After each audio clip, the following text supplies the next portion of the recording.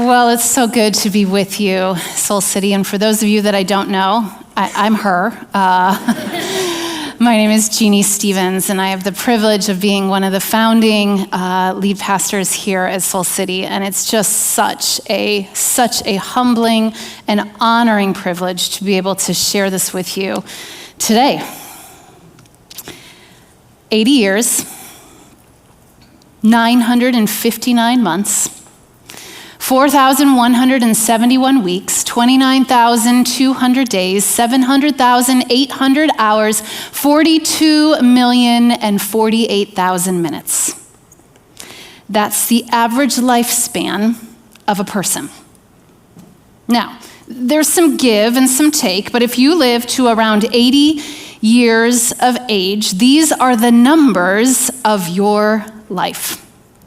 And I wonder how many of those years, months, weeks, days, hours, and minutes are you really here? Like here. Like awake and alive and inhaling and exhaling in this now moment, the here and now. How many of you have ever found yourself taking a picture and then you post it on social media and you use the caption, "I'm here for it"? Or maybe you've said, "We out here," right? And the picture was kind of you in some cute little pose, with the peace sign, right? You're like, "Oh shoot, I just did that when I walked into church today," right? Like, I wonder how many of us are fully present and here when we're claiming it with our cute pictures and our peace signs. I wonder how many of the moments when we are trying to look present, are we fully present? And honestly, I think many of us are like, what's so hard about being here? It sounds so simple. The problem is that most of us actually don't know how to do it. We kind of go through our lives unconsciously or habitually forming thoughts and judgments without knowing what we're doing or why we're thinking or feeling what it is that we're thinking and feeling. We just kind of react our way through life. We're here, but not really here. I bet you felt like this. Anyone? I know I have. And in the process, we become disconnected from what's happening in our lives, even disconnected from our own bodies, hearts, and minds, living in what was or all of our what ifs, and we forget how to be here in what is. There have been countless research studies done on the impact of distraction and multitasking and trying to hold lots of confusing circumstances all at once. But being present is not just about learning what to do with our devices or how to better spend our time. Being present is about all of you, all the way here. There was actually a study done by the Harvard Research Group a while back on how often people are really present. And what they did was they chose 2,000 people, a little over 2,000 people, to participate in this study. And during the research, the way that they collected their data was simply by checking in with people at random times. And so what they did was they gave people an app to put on their phone that would periodically send them an alert. And the only rule was when they received the alert, they had to record what they were doing at that moment and what their mind was focused on. And so what they did was they took all of those 250,000 data points over a stretch of time, and they found that 47% of the time, the people in the study were not fully paying attention. They were not fully engaged with what was right in front of them. So what that means is that half the time, people are not really here. In a 10-second period of time, 5 of those seconds, you're somewhere else. Now, I've been talking for mostly 4 minutes now, and of those 4 minutes, that means that 2 of those minutes you were somewhere else. And my hope is that maybe you are on a beach with one of those fancy, drinks in your hand with an umbrella coming out of it, because that's never a bad place to be, right? But the reality is that every pain point and tension and disconnection in our work and our relationships and in our lives, it stems back to not being present. Every single one of them. When your thoughts race at night, when you find yourself avoiding situations where something could go wrong, when you find yourself repeating the same fight with your partner over and over again, when you find yourself thinking that one day your life will be better, when you fix that problem or lose that weight or get that job or have that relationship, when you numb out with any kind of medicator or addiction to not face what's going on in the present, when you avoid your inbox or your text messages because they've piled up to a point that feels unmanageable, when you replay a conversation that already happened over and over and over again, when you are simply at the point where you don't even know the point you're at, but you're at a point. Listen, we've all been there. Every single one of us. We know those tensions, don't we? And it's connected to not being here. And it's not how God created us to live. We were not made to go through life on autopilot. We were made for the here and the now. And we will never experience the peace of God if we don't get in the present with God. Did you get that? We'll never experience the peace of God. And anybody want to experience more peace in their life? I know I do. We will never experience the peace of God if you don't dwell in the present with God. Psalm 46:1 says, God is our refuge and strength and ever-present help in trouble. God is ever present. I always used to just think about God as omnipresent, that he is everywhere, but God is ever present. And that means that God is with you in this now moment. I mean, ever present is as present as it gets, right? And while God is the same yesterday, today, and forever, the only place to actually experience the presence of God, that ever-present help of God, is in the present with God. I love how Father Richard Rohr says it. He says, we cannot attain the presence of God because we're already in the presence of God. What's absent is awareness. What's absent is awareness.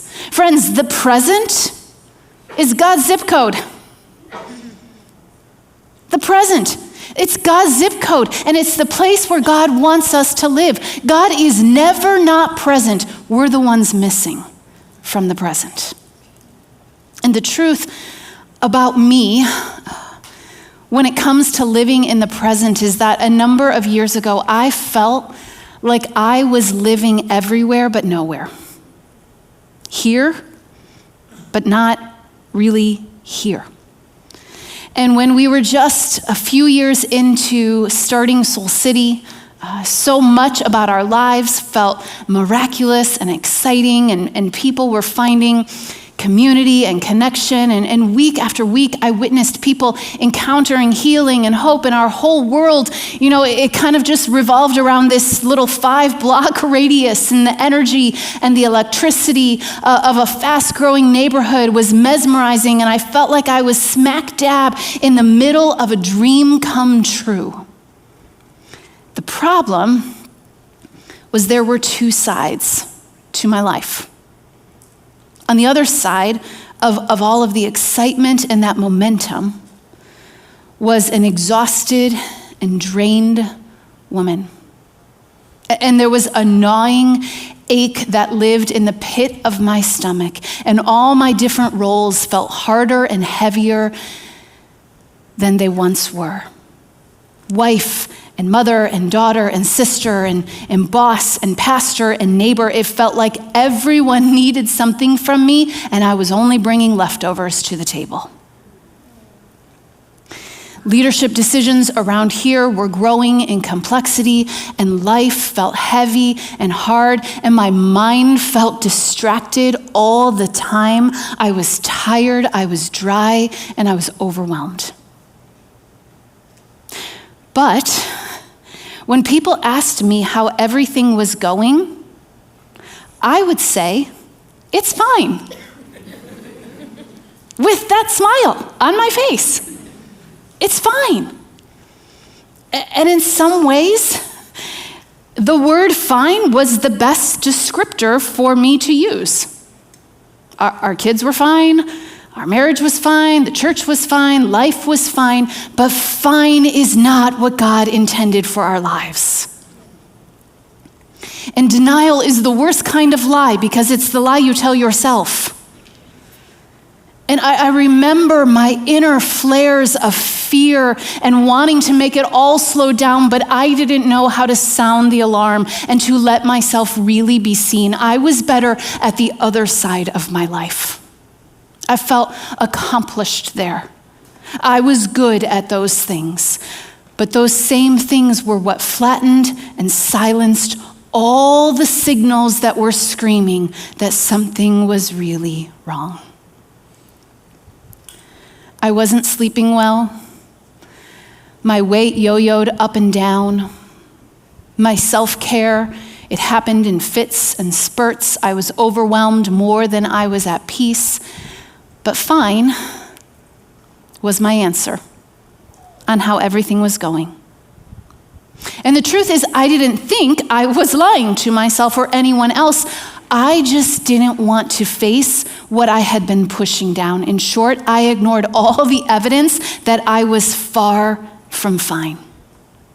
I silenced my intuition, I swallowed my emotions, and I described my symptoms as it's just a busy season. And the truth is that my performance was Oscar-worthy. But I knew I was anything from fine.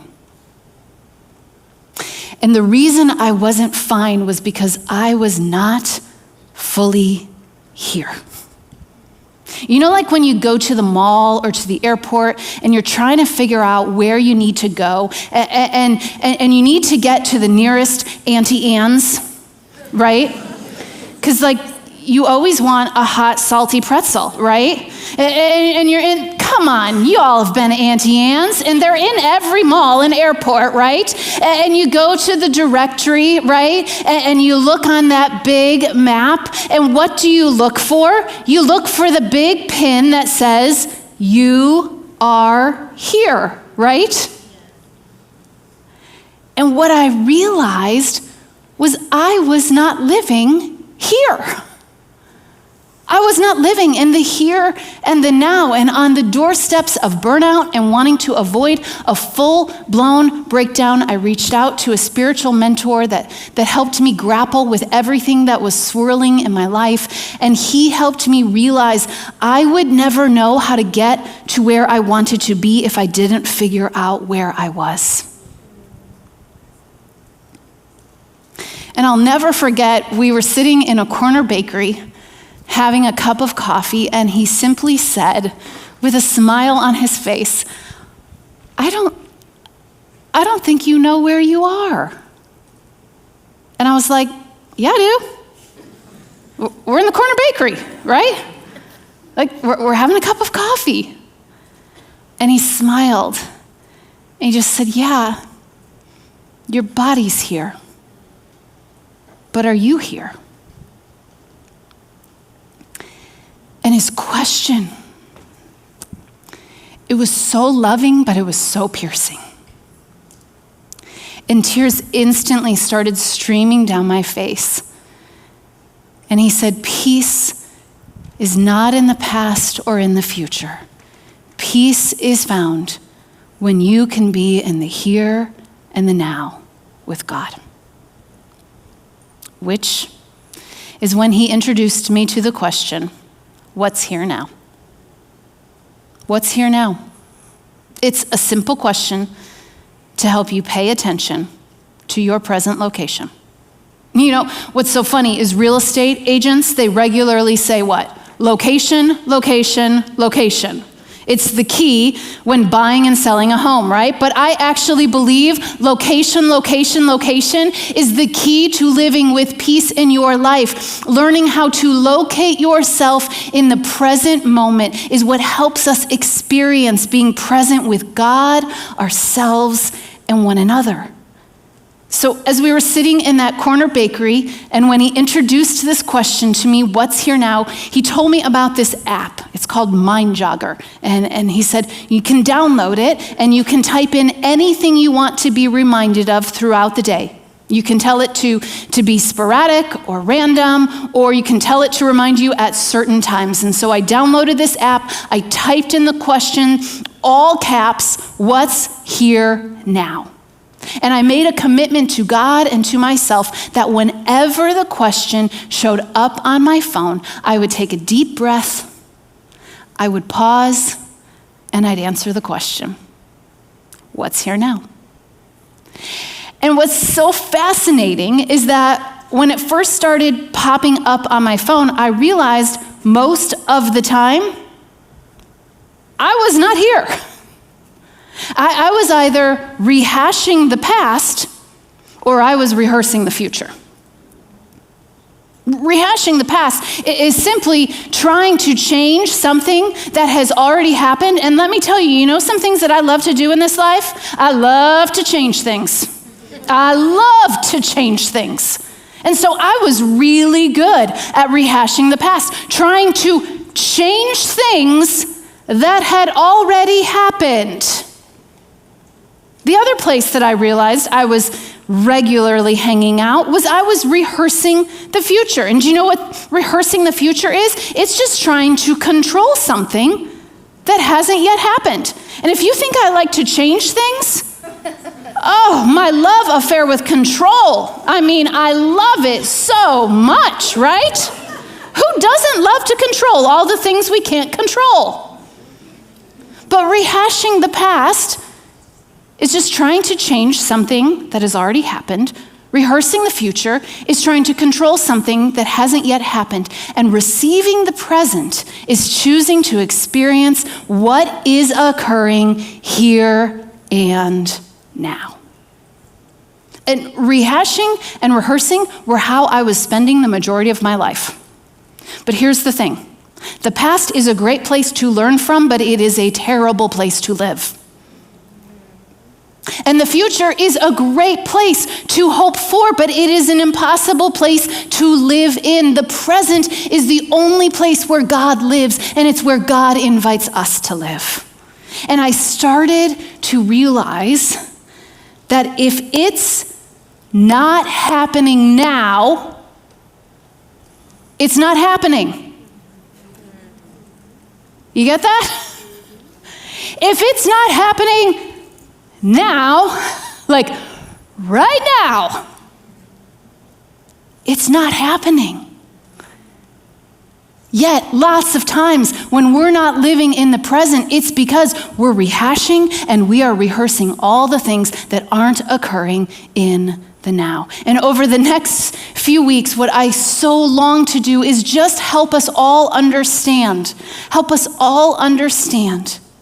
how we rehash the past and how we rehearse the future and how we can start living with God in the present moment. You see, when it comes to rehashing the past, I have found that there are some common places most of us go. And there's some signs to look for when we are living in the what was instead of the what is. And one of the first places that we tend to go when we leave this present moment is we go to blame. Blame's one of the first indicators of someone that is rehashing the past. And blame is simply directing personal responsibility to someone or something else. And blame certainly ties a rope around your thoughts, pulling you to the past as you direct, defend, and even deceive yourself or others away from feeling the weight of responsibility. And what blame does is blame just helps you temporarily feel better. It's lovely, isn't it? Blame temporarily feels better because blame always feels better than remorse. It gives you a way out. But when we let blame run the show in our lives, we lock ourselves up in a moment in the past that has a hold over our heart, mind, body, and soul in the present. You know, a few months ago, Jarrett and I found ourselves kind of stuck in some patterns, and we were not getting ourselves unstuck on our own. And so we reached out to a therapist and asked if we could do some sessions with her. And in that very first session, she had us, we were on Zoom and we were sitting at our kitchen counter, and she had us turn our stools and face one another and look each other in the eyes and answer the question, the thing I am bringing to our relationship that is keeping us from connection is the following.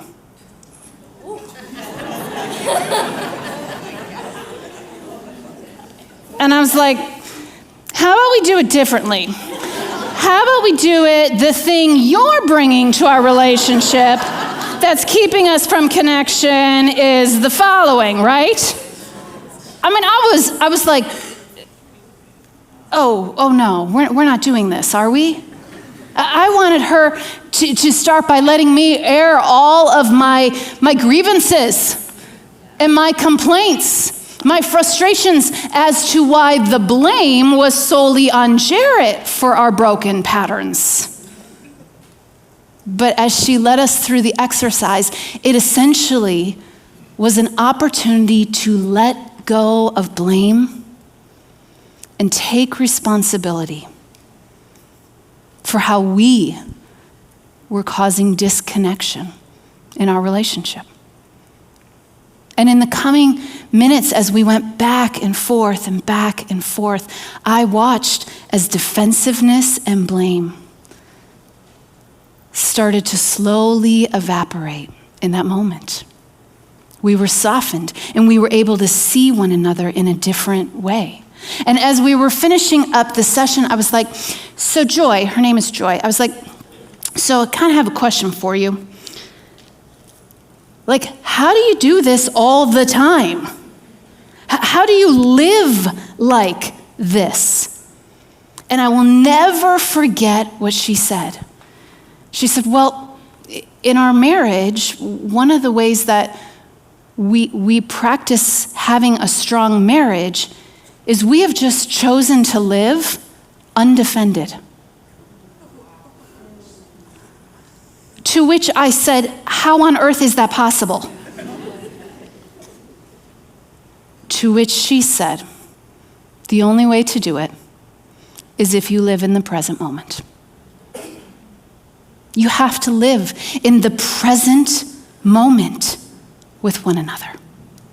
Now, blame is not the only culprit pulling us to rehash the past. Another one that likes to pull us out of the present moment and rehash the past is shame. And shame, a friend of mine likes to say, is self-hatred at my expense. Spell that out. S-H-A-M-E. Self-hatred at my expense. And shame can come from things you've done or things done to you. Things you've said or things that have been said to you. Something that occurred last week or something that occurred decades ago. And shame is a deep and often debilitating feeling that causes you to believe you are broken or bad and therefore not worthy of belonging. And shame has one simple goal: to get you to believe that you are unworthy of love. And shame's goal is to keep us in the past so that we can't experience present healing.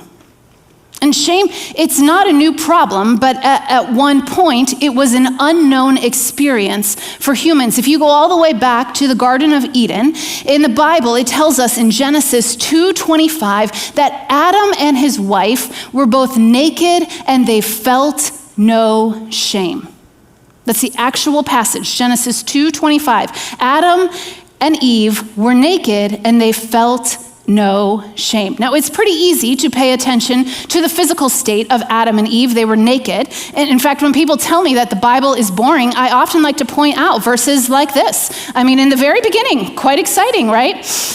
But it's not just their physical state that gets a mention.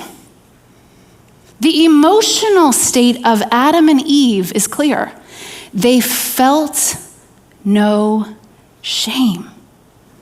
I think God wants us to know there was no shame because God knows how deadly shame can be in our lives. And if you know the story, Adam and Eve eventually did the one thing that God said not to do. They bit into that Honeycrisp apple, and I know it was a Honeycrisp because those are the best apples, and immediately shame entered into their story. And the human story changed forever. Adam and Eve, they hid from God. Adam blamed Eve, and they sewed together fig leaves to cover themselves up. And what does God do in that moment?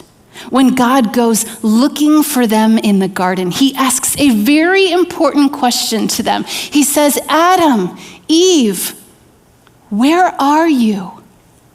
Now listen, it's God, okay?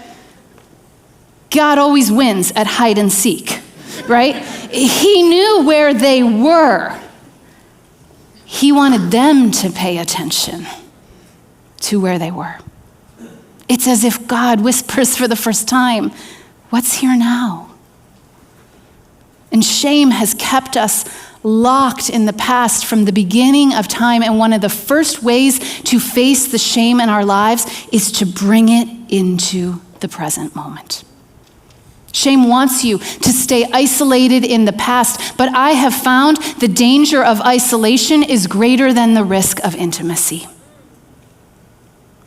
So blame and shame, these are two of the ways we rehash the past. Another way we rehash the past is through unprocessed grief. Unprocessed grief. And grief is essentially deep sorrow from a loss that changes the present. It's that deep sorrow from a loss that changes our present moment. And anyone that has walked through change has walked through loss. And all loss changes us. And all loss needs to be grieved. Now, there are, of course, different levels of grief, and no loss is the exact same, but all loss is worthy of being grieved. I remember distinctly when my kids were little, and I could tell they were moving out of one phase into another. And they had always been kids that asked for my help, right? Mom, will you help me do this? Will you help me cut my food? Will you help me get dressed? Will you help me get to school? And then I started noticing it. They wanted to walk to school on their own without me. When I came to pick them up, they wanted me to stay a safe 10 feet away from them, as if I was going to bring their cool score down a little bit, right? It was a change. It was a loss. It deserved grief. I was moving into a new phase of parenting. Now, those are the smaller losses in life. And then there are those losses that literally take our breath away, right? It was nothing like grieving the sudden death of my dad. And then years later, my younger brother. That loss was undoing to me. There are all different kinds of losses in our lives. And I've walked with friends through the loss of a spouse. I've watched friends walk through the loss of a marriage, the loss of a dream, the loss of a child, the loss of income, even the loss of hope. And there are, of course, the smaller losses of life, and then there are those ones that we find ourselves crying out to God, saying, where are you? Where are you, God? And when grief enters our life, we always have a choice to either give in to the grief or to go into the grief.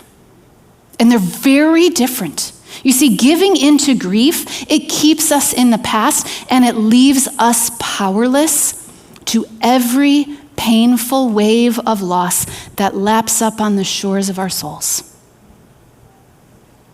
It's as if every single day you are back at that exact moment that the loss happened. But going into grief is the deep, arduous work of processing grief and processing it in the present. I love that we have small groups around here literally designed to help people grow through grief. Because grief is hard. No one ever goes looking for more grief in their life. I have never once said, God, could I have some more grief in my life? Never once. And while we may feel powerless as we process our grief, we are not meant to stay in our past losses. We are meant to grow through and even bear fruit through our losses. You know, I will never forget the days after my dear friend Tamra, who's a part of this church. She's one of our elders here. And Tamra lost her husband, Jeremiah, through a courageous battle with cancer.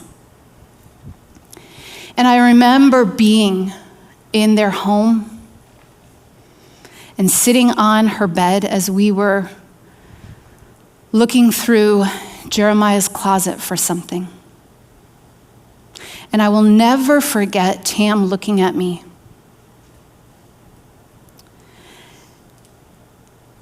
and saying, I don't want to do this. I don't know how to do this. And with tears in both of our eyes, I just said, Tam, don't fight grief. Don't fight grief. Don't give in to the grief. Go into it. Let God do all that he wants to do. And when you need to cry, cry. When you need to scream, scream. Don't fight it. Let it do its work. And so many of us are so afraid of grief that we fight the grief. But God wants to produce something in us through that grief. And I know because I have done so much grief work in my life, I know that loss hurts, and it hurts sometimes unspeakably.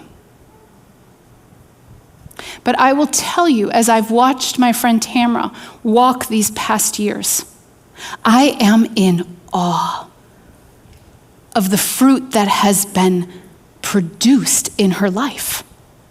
Who she is. It still hurts. She still misses Jeremiah every single day, but the fortitude and the perseverance and the power of God at work in Tamra's life, it's unimaginable. And the only place where we heal from grief is when we bring it into the present. And it's not just blame or shame or grief that go after us to keep us rehashing the past. Bitterness has this way of holding us in the past. And bitterness is simply a grudge that has a hold on your heart. Another way to define it is unforgiveness. And bitterness is all about letting go. And guess what's really hard? Letting go. I am never at the front of the line when God invites me to let go of something. Never once was I like, oh God, thank you for leading me through this beautifully, spiritually transforming process where I had to let go of all of these things that I love holding on to. I have never once prayed like that. And this is especially especially true with bitterness. Because the longer you hold a grudge, the longer the grudge has a hold on you. And when unforgiveness grips you, you will never have freedom in your life. Bitterness is desperate for you to keep the past alive as resentment attacks your very life force, silently hurting you from the inside out. And hoarding past hurts is just tricking yourself into stockpiling all the past words and actions into an oversized debt that can never be paid. And unforgiveness, it blocks us from vision. It locks us out of the present, and it keeps us from having hope about the future. And letting go of past pain, it's not a suggestion to just lay aside important boundaries or to excuse injustice, inequality, or inequity. When we let go, we don't forget the damage done or say it doesn't matter, but we release the power that the past bitterness is bringing into the present moment. And the final way we rehash the past is through guilt. It's through guilt. And guilt is that silent suffering that happens on the inside of us from mistakes that we've made. And guilt is this self-conscious emotion committed to rehashing past experiences that have not been repaired or released in our present reality. And guilt turns us inward, revealing that our insides don't match our outsides. This is the self-conscious part of guilt. It's almost like a great way to think about guilt is it's like a persistent telemarketer, right? Guilt doesn't give up until you pick up the phone and listen to it. And guilt is felt in the heart, it's held in the body, and it is replayed in the mind over and over and over again. And regret from the past can have so much power over your present life. I think about David in Psalm 69, after he was filled with remorse and guilt over the mistakes that he made, after having an affair and plotting the murder of the woman's husband. Just listen to the words that David says. He says, "Save me, O God, for the waters have come up to my neck. I sink in the miry depths where there is no foothold. I've come into the deep waters. The floods engulf me. I'm worn out calling for help. My throat is parched." Those are words that sound like guilt. The waters are up to my neck. I'm sinking into a miry depth. I'm worn out calling for help. Guilt wants to keep you in the gutter from whatever gaffes and mistakes you've made in your life. And God is always guiding us back to the present moment. And all of these are ways we rehash the past. And whenever you find blame, shame, grief, bitterness, or guilt showing up somewhere in your life, you are certain that you're not in the present moment. You're not in the present moment. You're kind of walking around the present moment. But friends, this isn't where God designed us to live. God designed us to be here. To be here. And these are all just ways that we kind of think about life instead of living our lives. I love what Father Richard Rohr says. He says, "We do not think ourselves into new ways of living, we live ourselves into new ways of thinking." And the spiritual practice of asking the question, what's here now, is how to start living out new ways of thinking. You know, when Jesus was asked, what's the single most important thing? What's the most important thing for us to remember in our lives? What's the one commandment? If we don't get anything out Of all these other teachings that you've given to us, Lord, what's the one thing you want us to know? And Jesus said this: love the Lord your God with all of your heart and with all of your soul, with all of your strength and with all of your mind, and then love your neighbor as yourself. And to do that, we have to pay attention to what is happening in our hearts, what's happening in our souls, what's going on in our bodies and our minds, and asking the question, what's here now? Is the practice of loving God and loving others in the here and now. You know, I asked myself the question as I was sitting right over here before I got up here.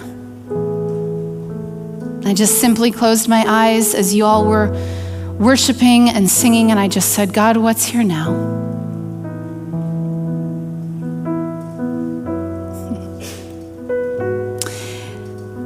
And I said, what am I sensing in my body?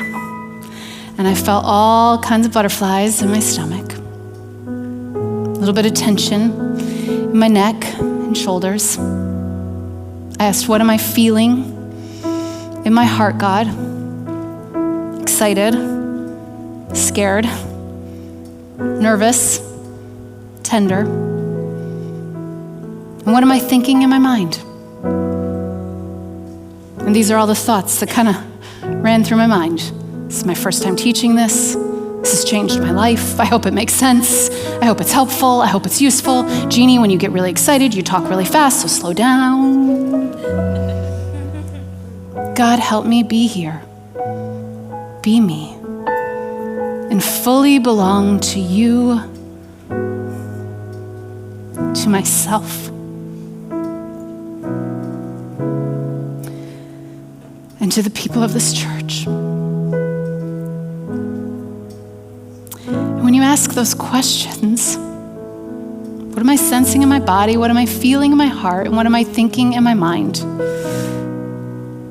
You simply do what Jesus invited us to do. Love the Lord your God with all your heart, soul, mind, and strength, and love your neighbor as yourself. And all you do is you notice what's here now, you name it, and then you allow God to nurture whatever is here in this present moment. I noticed what was happening in my body. Butterflies. I noticed what was going on in my heart, excited, nervous, scared, all those things. I named it. And then I allowed God to bring loving nurture to what's here now. And this is as simple as it is. This is how you return to the present moment. This is how you can be here and be you and fully belong to God and yourself and the people in your life. God is here in the present, and this is where God invites you to live. This is where God wants me to live. And I want to invite you to stand and to practice the gift of this present moment. So if you'd stand with me, I'd love to pray with you.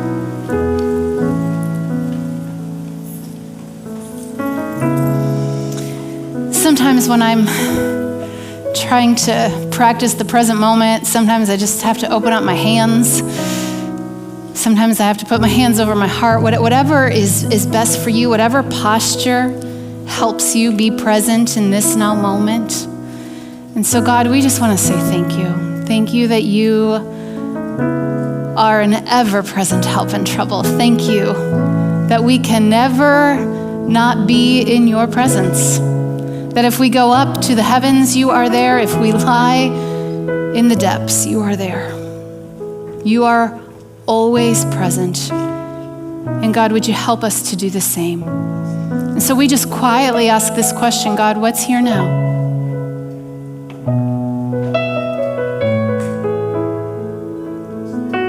What are you sensing in your body? What are you feeling in your heart? What are you thinking in your mind? Jesus, we want to be people that live in the present, that are free in the present, so that we can experience your peace and your presence. We love you, God. Oh, we love you so much. And we pray this in your name. Amen. Hey, thanks so much for watching. My name is Brandon, and I'm the Transformation Pastor here. Our hope is that this message encouraged you. And if it did, don't forget to share this link with a friend. Also, hit that subscribe button so you never miss a video, and so that you can become a part of our global church online. And for more information about who we are or for giving information, feel free to visit our website. You'll see a link down below. And our hope is that we'll see you back soon.